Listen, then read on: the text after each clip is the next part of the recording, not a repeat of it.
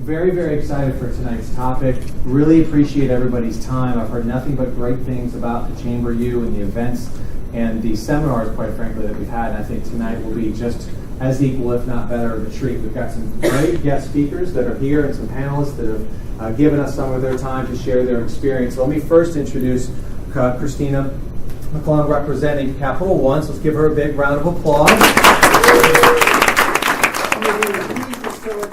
And then we also have three, as you can see, all of you have your cards in front of you. The other folks will be here. So we have Jacob Geiger, who's got dual duties tonight, so he's going to spend some time with us before he has to go moderate a town hall. So Jacob representing Richmond Times-Dispatch. So Jacob, thank you for being here. We also have Lauren Eubank representing RVA News. And then last but not least, we have Christina Dick representing the Martin Agency. We really appreciate you guys giving up your time. And again, I want to say thanks to everybody for being in here tonight and ultimately investing in yourself. So I know we'll make it worth your while. Without further ado, I'm going to go ahead and introduce you to Christina. Thanks so much. So everybody, I'm so glad to be here tonight.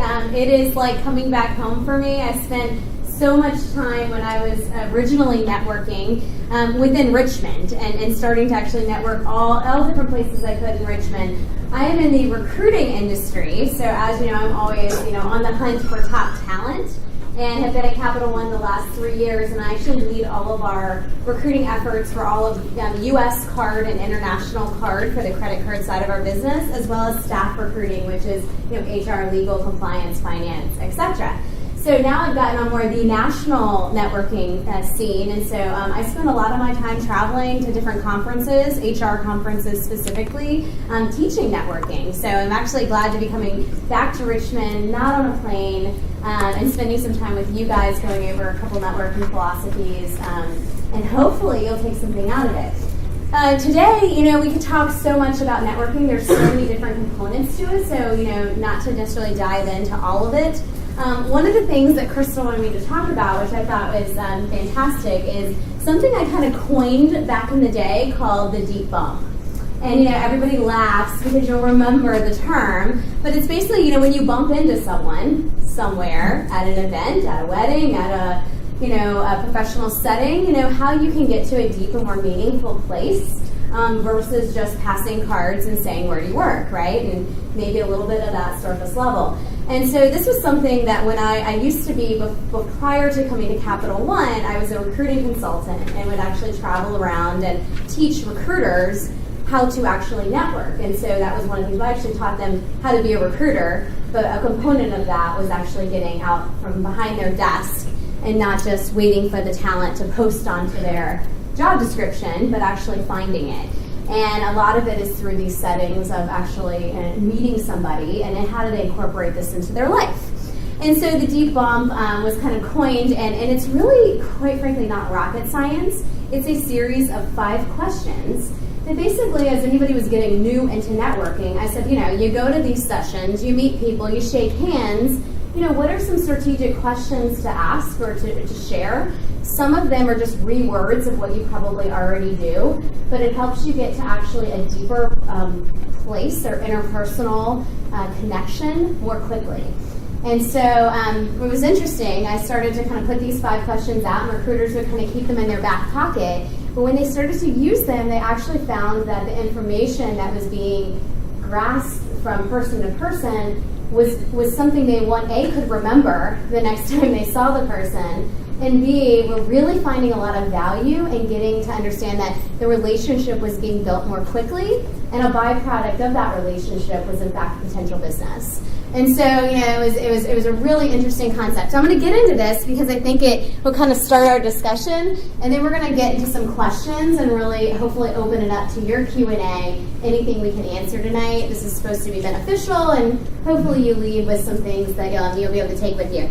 On the front here, I just want to say we did win the Capital One Candidate Experience Award, so across North America. So this is something that I was personally involved in, and just teaching all of our recruiters how to make sure we give our best on a daily basis to get the best talent.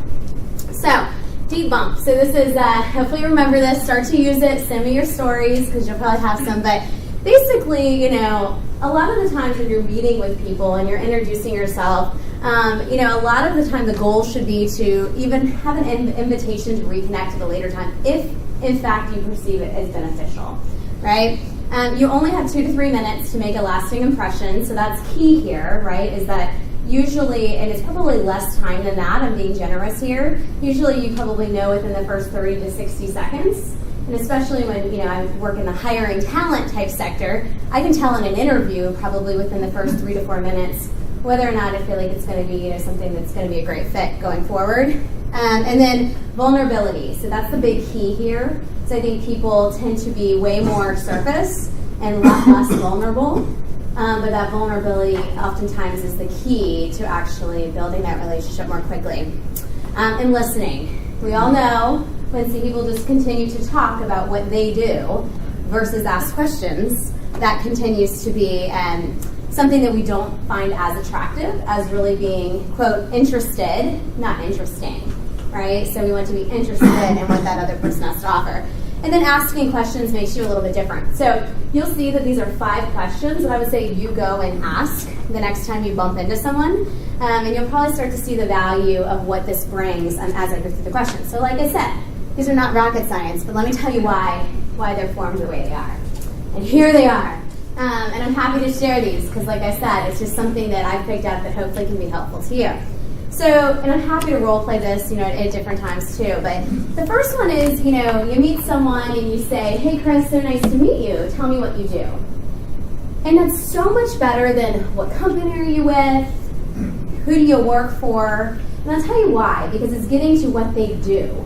So if you said to me, "Hey, where do you work?" You're going to get capital one. What I do is more impactful than that, which is I help people, find opportunities to impact their lives, right? I am in recruiting, right, which is something that I'm really passionate about. So tell me what you do is really important. You might hear I work at Bank of America in M&A, whatever it might be, right? The next one is, well, what do you enjoy about that? And that's how I ask that usually. So what do you enjoy about that? What do you enjoy about the marketing agency? And what's interesting is right there, you start to connect in the nonverbal cues with whether or not they really enjoy it or whether or not they really don't, right? And so you start to figure that out really quickly because people go, "Oh my gosh, I love what I do because I get to be in business for myself and here's what I get to do and here's why this is a great life balance for me." Or you hear, it's a great job. I mean, you hear the stuff where you can tell they probably go home at night, But that's a really important question because you start to get to a little bit more of that, what's behind their actual profession. And then, a lot of times you're at an event, so you kind of establish who's the advisor, who can be helpful out of the two of you. And so a lot of times you say, "Oh, have you been to the Chamber of You before?" And if you're in fact, "Oh yeah, I've been a couple of times," what I would say is, "Oh, what have you been able to get out of it? Like, how does it typically go? What are the topics like?" Right? If they say, "No, this is my first time," then kind of you're like, "Oh, well, I've been a couple times. Let me kind of share with you what I've been able to get out of it." Right? So you're kind of establishing the advisor in that circumstance. And where that comes in is to networking with other people. So if I realize, well, gosh, this is somebody first time to Chamber U, maybe I can then, in fact, introduce them to a couple other people tonight. Make them feel a little bit more welcome than because I've been coming here, right? If you're the first timer, that person can help you. And it helps to build those connections a little bit sooner.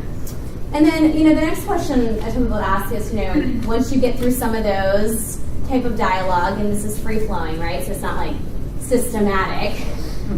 You go into what else are you involved in? And this one is we start to get to the meat here. And what I mean by that is, what else are you involved in Richmond? What else are you involved in the community, right? And what people typically mention, and this is all, there's a couple books I'll give you to read with the psychology behind networking. But what people typically mention is what they care about, where they either spend the most time, money, or passion comes out, right? So what else are you involved about? And, I would say, other than, my job, my career, gosh, I spend a lot of time with my kids, right? I spend a lot of time with my family, and other than that, this, and this, right? But then what I'm going to realize there is well, where do they spend where's their heart typically spent? And so if they say, I spend a lot of time at the Juvenile Diabetes Foundation, or I spend time at church, or I spend time at Susan G. Komen, right? Or with the Chamber, right? Then I would say, well, why those specific organizations? Or why are they meaningful to you? And what's interesting is 9 times out of 10, if they say, oh, I spend time at this juvenile diabetes foundation, and I say, oh, well, why juvenile diabetes? They'll say, well, my younger son happens to have juvenile diabetes, or my mom was diagnosed with breast cancer, or my friend is really going through a hard time with X. Or I'm personally passionate about this for whatever reason. There's a number of them. But you really get to the heart of somebody and what they're involved in much quicker. And this is more of a values-based type of networking.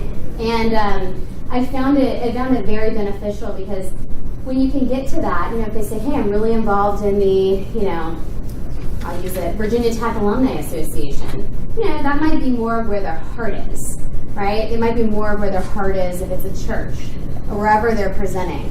And so this has been really helpful to me to kind of figure out where people spend time and then ultimately how that translates to their heart and their passion. The other thing is, sometimes people go, I'm not really involved in much else. Right? Well, what do you do outside of work? What do you do for fun? And that ultimately usually then gets to that, what they're passionate about, which could be, running, biking, whatever, right? And you start to really realize what people care about. And so these questions, it's funny because they seem so simple, but when actually used in a format, I found, it really allows you to build a deeper relationship in a pretty short period of time. And, I've kind of had them in a back pocket. I restructure them for what works for you, right? You can frame them up. But, I was in a wedding a couple weeks ago and met someone, and, we were just chatting, and I asked these questions and, found out a lot about it. They opened their own nonprofit, and, they're really excited about what they're doing to help out Virginia. And, it really allowed me to get into understanding that this is the type of person that I'd love to do business with. And I think it starts with really understanding if there's somebody that you and your values mesh.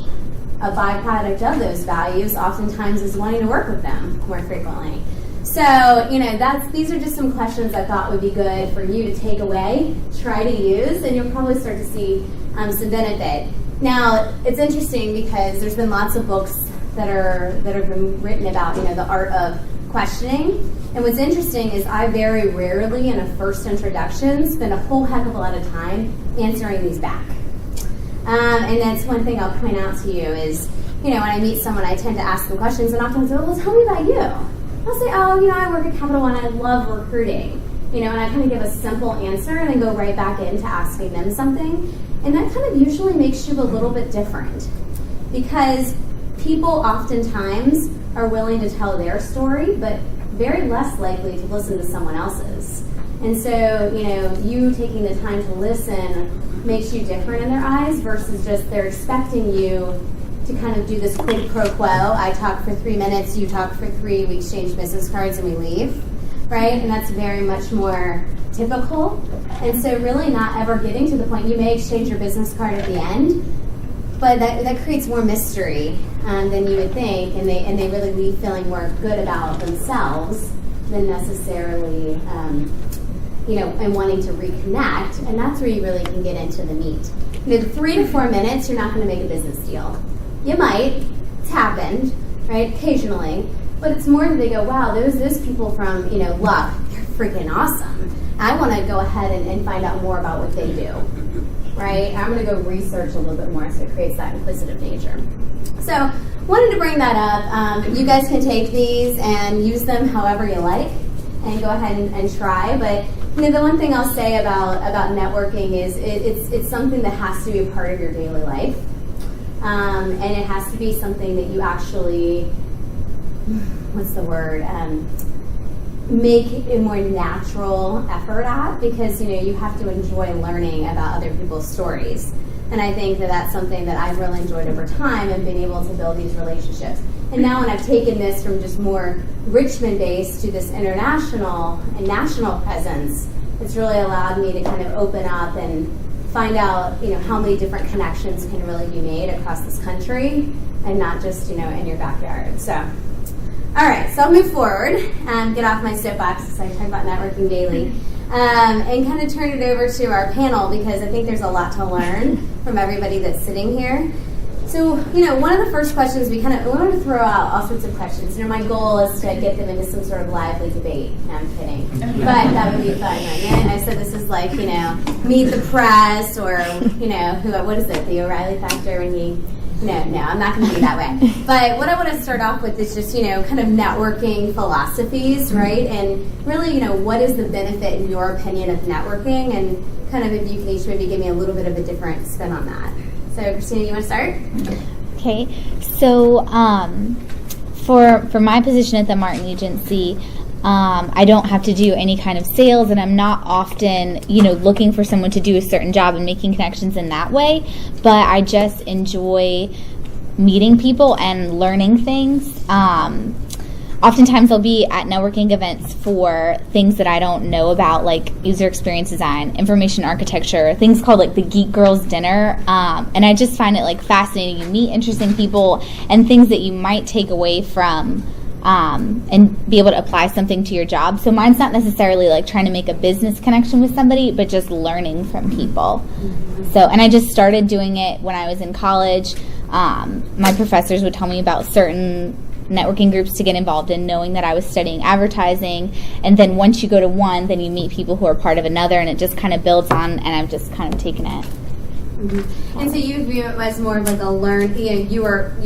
have a value in learning new information and meeting new people. Mm-hmm. And interesting events to go to, because I find networking events really fun. And when I say that to people, sometimes probably it doesn't sound silly to you, but to some people I think it's really silly. And then at work, oftentimes I'm like, oh, I'm off to this, or I'm off to this board meeting, and people are like, ugh.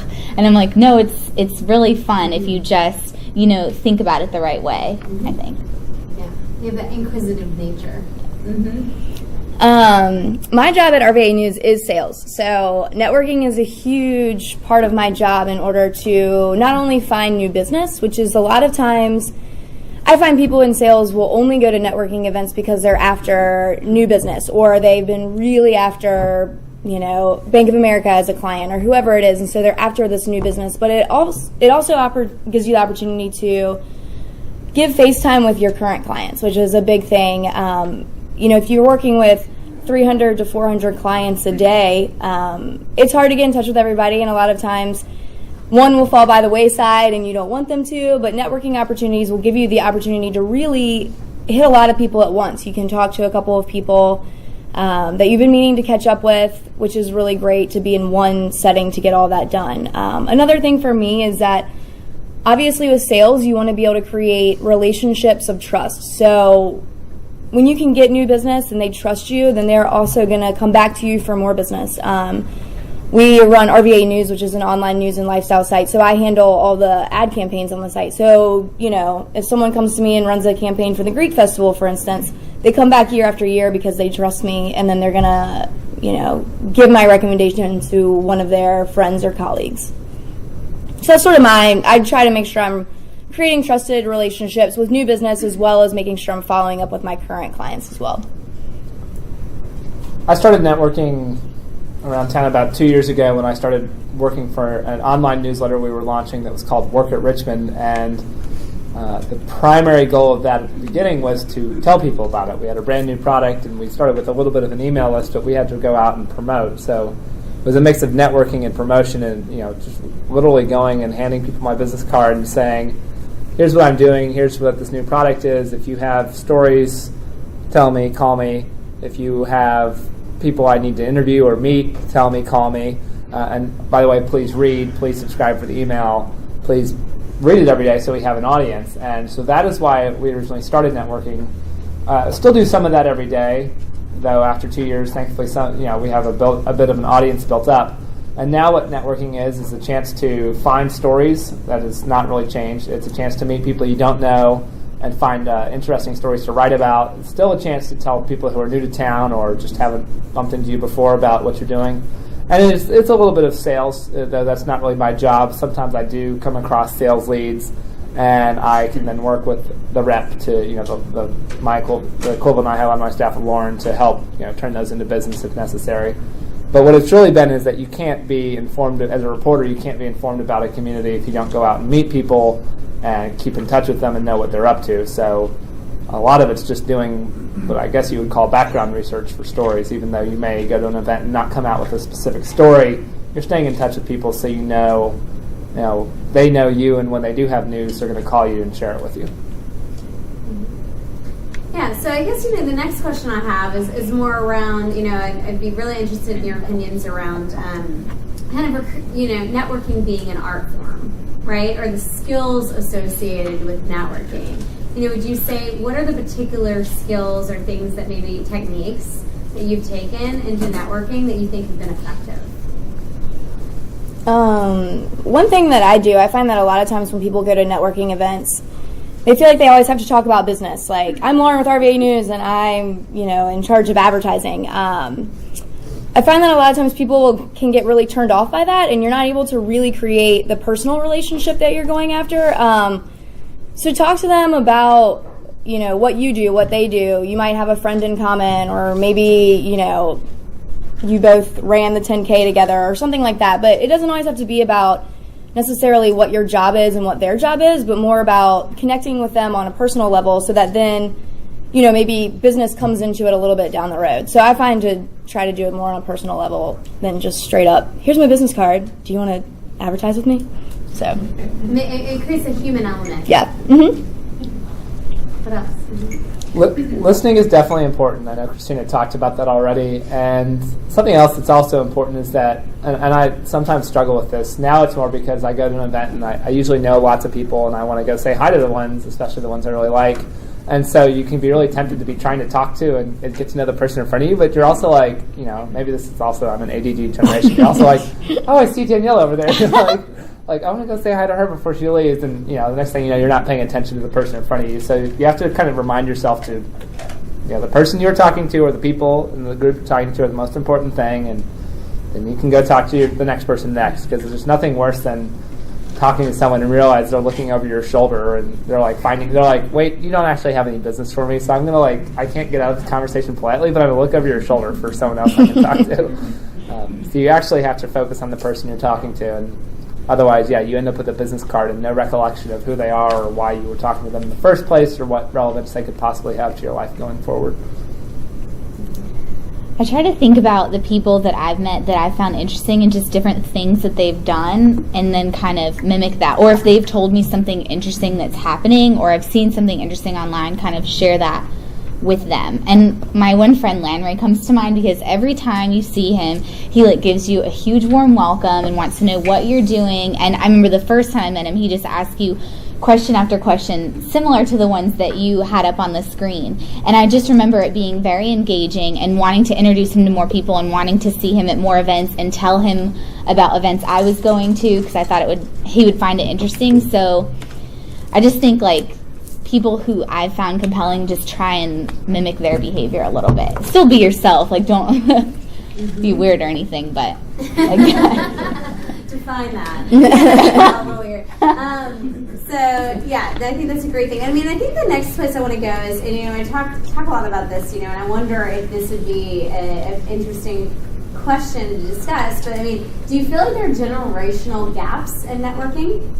And what I mean by that is, what used to be networking, how social media has evolved into networking, and, what it is today. So have you guys seen, there would be generational gaps, or, fairly young up here, right? But seen those generational gaps, and maybe how has social media, in your opinion, either enhanced or not enhanced networking?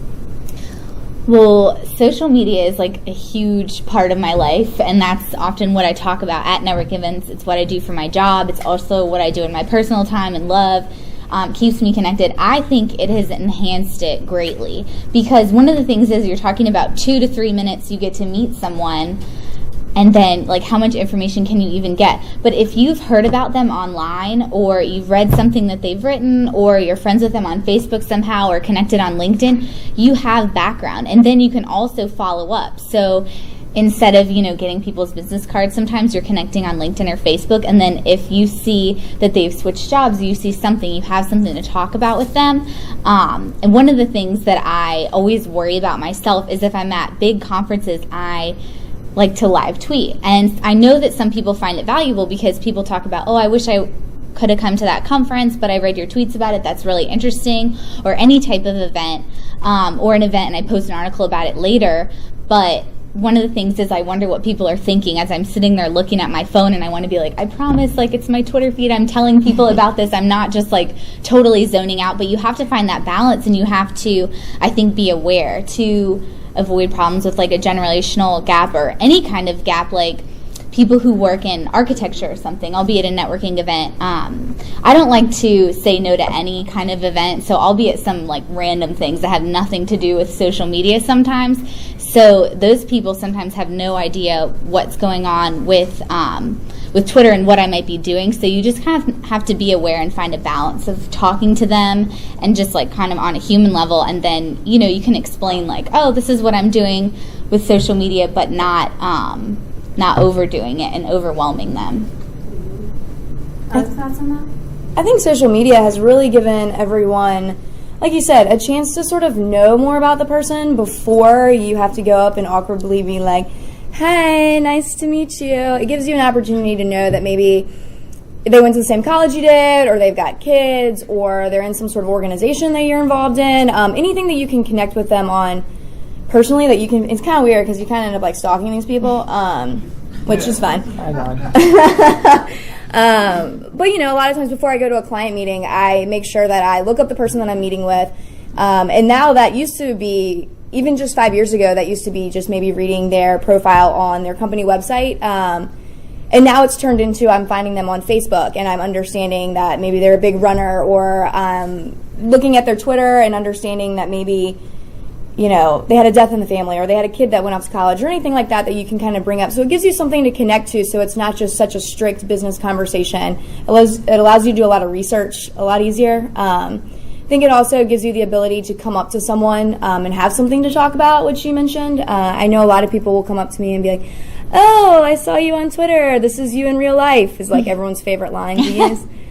Which is true. I mean, you feel like sometimes you follow these people on Facebook or Twitter, and you feel like you know, like, oh, you went to the beach. How do you know that? Oh, it was like in my feed. So there's a lot of that. I think it allows you to really connect with someone quicker, and gives you something to talk about in a quicker format as well. But it can't replace face-to-face networking. No. And I think you all are here, so that's a good sign that you're not just going to wait and read about it on Twitter or something. But yeah, it has to be, there's supposed to be supplements to face-to-face networking, and you still, you know, the fact that you do tell people, yeah, you're not what I thought you'd be like based on following you on Twitter, tells you that, you know, that's just, Twitter and Facebook are just like one prism that we can show ourselves. You're going to learn much more in person, and ultimately, that's where the best relationship building happens, is in person over the proverbial cup of coffee or lunch. And so you can't eliminate them, and you know, you can't just wait, you know, you can't stop and start networking and try to let Facebook and LinkedIn fill the gaps. You kind of do have to do it on a consistent basis. Yeah, exactly. I believe, so I think, you know, channel of communication is huge, right? So, I always ask people at the end of a conversation, do you prefer for me to give you a quick call or shoot you an email? You know, because I think depending on where they reside, you know, some people say, yeah, just call me, right? Don't send me these 10 emails, right? Or some people really prefer the email. And I think it's definitely a personal preference like anything else. I think the other thing is, to your point, you know, social media is a supplement, in my opinion, to networking. You know, or these conferences would not be, you know, $1,000, $2,000 to attend if there wasn't value in face-to-face interaction and learning, right?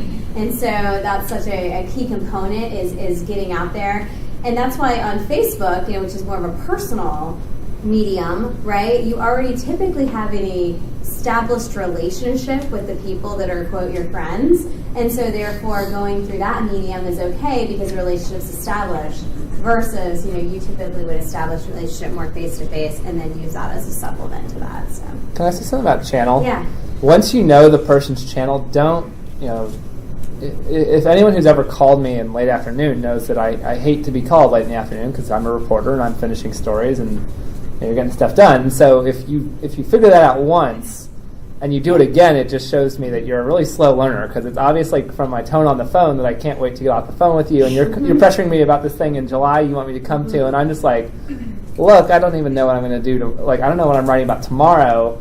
can you send me an email so I can digest it Yeah. and, look at my calendar? And, I can't do all those things on the phone and still try to finish on deadlines. I mean, if you don't know, you make a contact. But once you kind of figure out what someone's channel is, respect that and stick with it. So for me, it is email because I can control when I answer email and when I need to get when I need to be writing a story, and I can't be doing both simultaneously. Yeah. So once you learn a channel, you really should try to. There's a reason people will tell you what their preference is. Now you all know my preference is generally email. And if I don't answer your emails, at that point call me because I've lost your email. But start with the email. I mean, sticking on that theme, and then we're going to open it up. Any other common, mistakes or things that you would say, hey, let's avoid? Something that's been happening to me lately, and it's hard, I think, because of like where I am in my career and my age range type of thing, is that I'll be contacted a lot on Facebook message, which is totally fine. I think it's fine to contact people, for me personally, on Facebook. But a lot of times I'll meet people just graduating or still in school, and they'll message me at 11 p.m. And on Facebook, your chat comes up. And if you're trying to have a conversation with someone, and I think, you should get the hint, like you say, about the tone of your voice when people are asking me tons of follow-up questions. And it's like, because it's coming up like a chat, and if you're at your computer, and I am, because I'm checking Cool Whip's Facebook page, making sure that nothing's going crazy there, because that's part of my job, like, I'm not there to network at 11 p.m. So that's one of the things, and I think it makes it hard with social media, and it's fine to send an email at that time, but sometimes Because you're on doesn't mean you're on, right? Yeah. Yeah. That's hard. I think another thing that I have found is that people try to rush a relationship too quick. Just because you met someone at a networking event and you guys, maybe were drinking a glass of wine, had a great time chit-chatting about something, doesn't necessarily mean that you're best friends. And don't turn into the salesperson that's like hunting someone down in a terrible fashion, because you can really turn someone off really quickly. So I think understanding that building that relationship doesn't necessarily come after meeting someone at one event. Being able to run into them at another event is great. Another thing that I think is huge for my job personally is making sure you actually follow up on what you said you were going to do. If you were going to say, oh, Christina, I know Jacob, and you guys wanted to talk about something, let me send you both an email to introduce you guys in the morning. Do it. Don't not do it. It's like that's a huge thing too, is if someone asks you to send them an email or set up a lunch or a coffee, then actually follow through and do it in a timely manner. Yeah, one of the things we talked about is, like committing to commit. So, commit that you're going to do something, and then, even if you don't have the answer, still follow up with an email, say, hey, I haven't gotten a chance to get this answer for you, but I'm going to be doing that by Friday, right? Another thing that I think, you were talking about, which I think really hits on, is just that not rushing the relationship, because they actually say when you read a lot of books, it says it takes 7 times of actually spending time with someone for you to really connect. And so, that's time, right? And so that's really like an old fundraising rule, but 7 times where you kind of meet with someone before you would make the ask quote. So yeah. All right, cool. Let's open it up. What do you guys have on your minds? Anything goes. Maybe you got some questions or thoughts or perspectives. Yeah.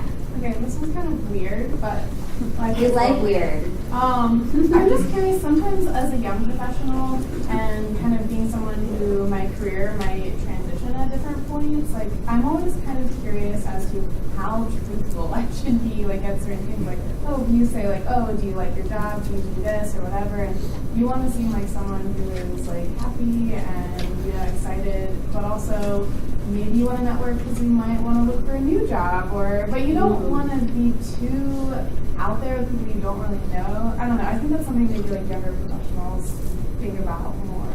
I would say not at the first. The first event is not the time to disclose that. So the first time you meet the person, if there's someone who could help you in that and you are at that stage, that's when I collect the card and say, then you kind of follow up with that call or email, and you're like, well, I do really enjoy my job. I'm curious about opportunities at your company, or I'm looking into doing X, and would you be willing to meet with me so I can learn more about maybe you want them to maybe help make introductions and not necessarily go to work for them, but would you I'm Yeah, interested well, in this, and because then you're kind of disclosing it in a little more of a controlled fashion. Well, And that's where questions really come in. You Right. know, if you're interested in that person or that company or whatever, for whatever reason, that's when you really go into the art of that questioning, right? Because then you can obviously follow back up and say, hey, I really enjoyed meeting you. You know, you sparked my interest. I'd love to be able to find out more about opportunities that exist. I think it's always respectful to say, you know, I enjoy what I do now at my current company, but I'm looking for a change. I think is always like a fine line to use. Or I'm interested in moving my career in this path or something like that. Sort of a token phrase to say. Or I'm always, I'm always open to having a conversation. the concern is just It's naturally a looking for little a bit less change. than looking for a change, but hey, I'm always open to other potential options. Yeah. I'd be interested in hearing everybody's feedback about random LinkedIn invitations. Oh my gosh, Like yes. the Mary Kay one I got today. Don't like them. I will say I don't understand LinkedIn very well because I get so many requests every single day, and I have no idea who 75% of these people are. But I think it's a good question. I don't ever know whether I should be. Then I got asked out on a date on LinkedIn, so then I got really weirded out. Yeah, so I don't know. Yeah, Know how to To question. answer that, the only thing I do is go and check out who's trying to connect with me. Yeah, If mine's I don't always know people that, trying to get very jobs. Yeah. Right. In terms of LinkedIn, don't ever connect with anyone you don't know. LinkedIn should be an extension of what you did when you were doing face-to-face networking. Yeah. LinkedIn is a professional networking platform. Yeah. Use it. If people are coming there to do business, it's not like Facebook. You follow people. You follow up who you have met at your networking functions and extend those relationships through LinkedIn.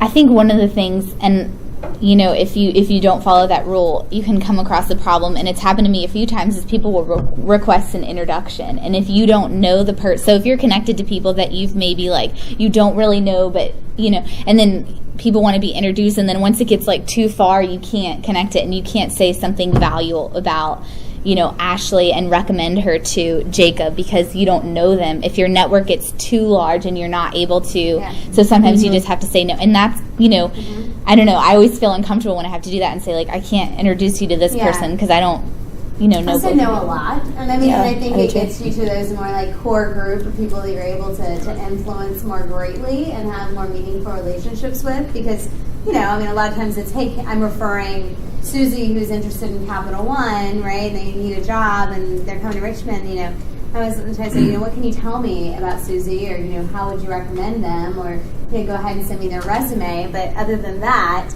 It's really hard to then quote, you know, get them in unless there's that relationship that's been built or an interview that's been had. Yeah. Sure. David.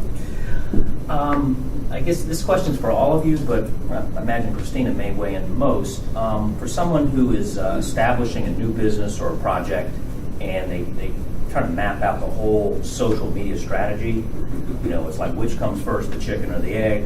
LinkedIn, Facebook, Twitter, Tumblr, et cetera, et cetera, et cetera. Any general or specific advice on how not to be so overwhelmed and kind of be able to map out a better strategy to which comes first, you know, generally or specific? Go where your customers or your clients are. So if you're selling B2B, don't go on Pinterest unless you're selling paint swatches. Go on LinkedIn. If you're a business to consumer, but if you're going to sell ice cream, go get on Facebook, put all the specials up every day, market the heck out of it yourself on Facebook and Twitter. So think about, you know, go where your customers are, your clients are. And I would say find businesses that you kind of align yourself with, or I don't know what type of business you have, but if you have if they're in the same neighborhood or something like that, just find a way to connect them. So maybe you can, or a business that you kind of admire the way that they're handling their social media or their marketing, kind of look to them and then share. I think that's one of the things about social media. You have to kind of give and get back. So if you see these other businesses promoting their event, or they need you to vote for them for something, and you really see them pushing hard, definitely pay attention and give back. So then when it's time for you to promote something, you know, they kind of have an interest in you as well. I would say that's one of the biggest things, and definitely go where your customers are. It's just an extension of networking karma. Yeah. Hi. So, for those of you who know me, I'm incredibly passionate about what I do, and when I speak with people about it, I think people get that very, very quickly.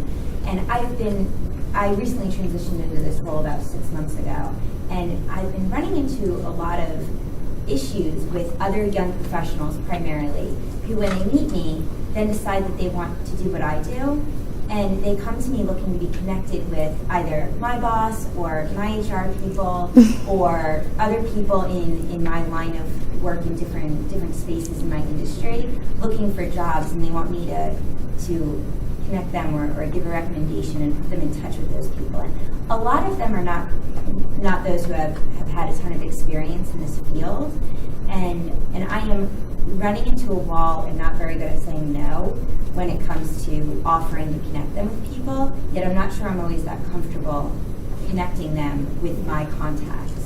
Yeah, I mean, I'll hit this one first, coming from the HR hat, right? Because it happens all the time, and what I say all the time is, hey, listen, you know what? There's so many different options at Luck, right? That I'm not sure I could just sit here, having you not gone through the process and be able to tell you the best fit for you.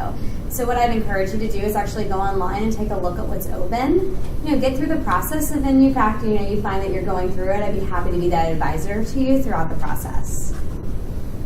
And what that does is you're not making that personal referral in the door if you really don't know, right? So you're not putting your judgment on the line there, unless you feel compelled to do so. But you're also giving them the right place where they can find that opportunity. And if, on their own accord, they have questions about it, you can be that advisor, but not necessarily the referral source. Right, which is why I choose not to always participate in that, but yet, a lot of us, especially young professionals, I feel like when we're networking, we kind of become friends, and then we're friends on Facebook, and everything about everyone, and so you blur that line. You blur the line, yeah, exactly. And I was going to kind of elaborate on that. Yeah, sure. As in going with friends like Christina and Lauren, I'm pretty sure you and I follow each other on Facebook and Twitter.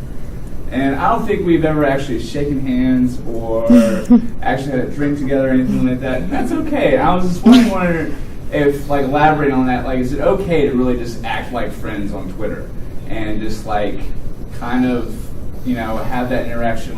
For me, I might talk to random people on Twitter that I've never talked to before, but probably because I know y'all might have something that I want, and maybe I have something y'all might want. So is that okay to establish that kind of relationship kind of right off the bat if you kind of feel like you have that personality? I think so. If there's a basis for the relationship, there's something that you're both interested in, and I think people who are on Twitter, that's kind of already something that you're both interested in. You're obviously involved in the city and different things that are going on. So, I mean, I think so. If I don't know someone, but I see them ask a question on Twitter and I know the answer, then I answer it. Or I see them talking about something interesting and I make a comment about it. And yeah, I might not know them. So I definitely think it's okay. For what I do in sales, it's sometimes kind of hard with that line because a lot of times people want to follow me on Twitter because they're interested in RVA news and they want to find out more. So you obviously, from a sales standpoint, don't want to be pushing customers away. But also from a personal standpoint, if you don't know this person, you don't necessarily want them to be know everything about you. So for me, on a personal level, I think Twitter for me is more work related. So I tend to, people can follow me and I don't have a private account or anything like that. So Twitter for me, I find is just because I talk more about work on there is fine. My Facebook is hard to find for a reason because it's just more personal. There's, pictures of my family on there and that kind of thing. Whereas Twitter, I've used that for work. So I try to separate those two social medias and handle them in a workspace like that. All right, last question. Anybody? Yeah. Hi. Personal also give some friend thought for the LinkedIn. LinkedIn is networking is about being a resource. If somebody reaches out to you don't know, it's easy just to say, who are you? How can I help you? That's just a friend of mine. But the question is, what are the books that you mentioned, or you were about to mention? Yeah, so a great one from a networking perspective is called Never Eat Alone by Keith Barrazzi. Has anybody read that one? Yeah, so some people have read that. It's a great book. Keith, is named as one of the top networkers in Fortune magazine back in the day. He's read a couple wrote a couple books. I've actually spent some time with Keith. Really interesting philosophies, but I would start with that one. And then there's one more recently that I've read that I think just helps you with frame of mind and philosophy, but it's called Lean In. I don't know if any of you have read that, but that's a newer book out there. So those are two I would definitely pick up if you haven't read. Lean In, Lean-N. Wait, I thought that was about mommy wars. It's networking too, huh? Yeah, all sorts of stuff. I have one other question. Yeah, sure. Especially for people that are new to Richmond. I know I've been to some networking events where it seems like everybody already knows each other and you don't.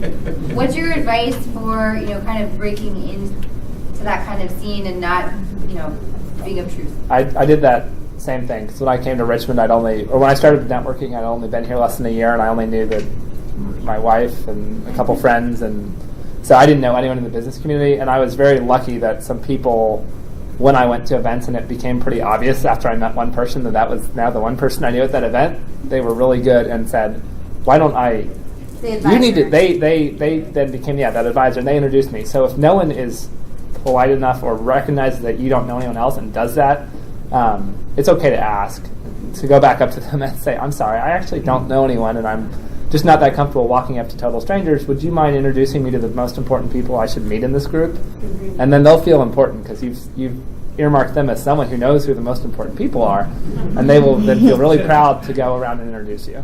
Yeah. And so I was lucky that I didn't have to ask that too often. Like, people recognized I looked lost and I'm a little shy. Sure.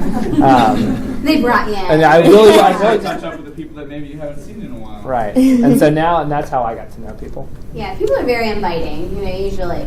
I'm going to end with just a quick story, and this touches on another piece of networking, but just an interesting one that I like to tell. But one of the philosophies that I think growing up, and this is something my parents always told me, was, hey, if you go to something and you view the information or whatever the professor is saying or whoever's presenting as helpful, go up afterwards, shake their hand, and say thanks so much, right?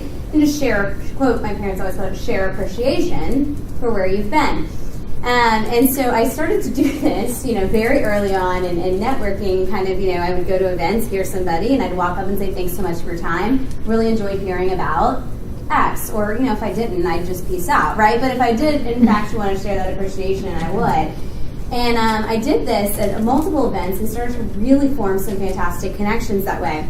One of the ones was that Susan G. Komen had a huge breakfast. They have it, at some large locations, about 3,000 people there. And it was a fundraising effort. Well, the head speaker there was Mary Lou Retton.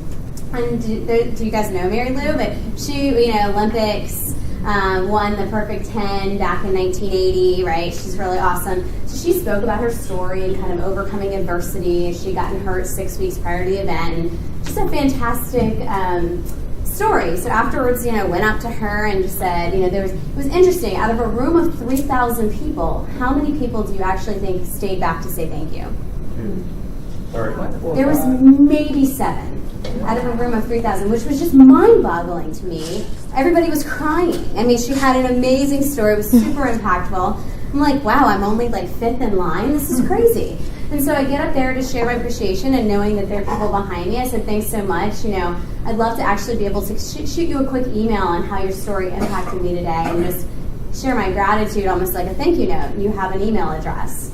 She said, sure. She gave me her email address. I was thinking, okay, this is going somewhere, wherever this email might end up. I wasn't sure.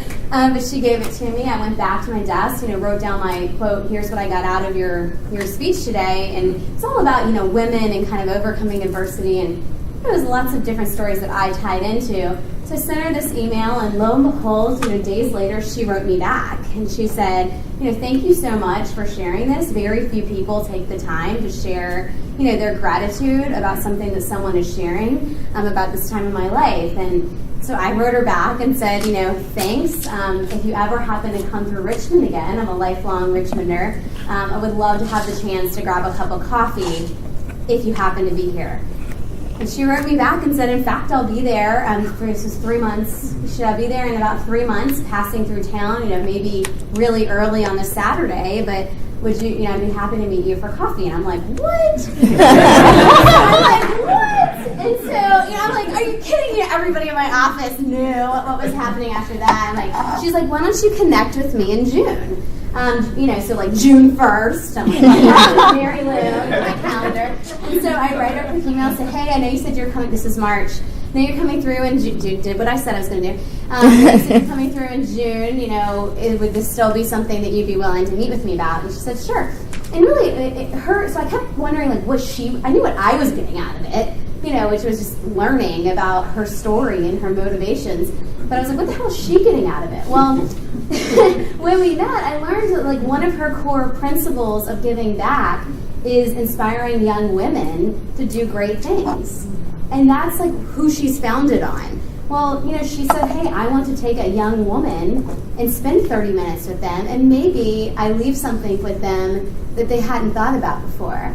And so we went, and we met at Starbucks at 7:30 on Saturday. Met, her kids, were playing with her husband. Actually, like, they went to a playground while we met. And she took that time, they were on their way somewhere else. And we spent, a fantastic opportunity. We built this relationship over email over the years, and we still continue to touch base and actually act as she's kind of like a mentor now. But just a way to say, you never know when, like, sharing that appreciation continues to come back to you. And I just wanted to end with that today, and maybe something that you can continuously remind yourself or tell your kids to pay it forward. So thanks, guys. Appreciate it tonight.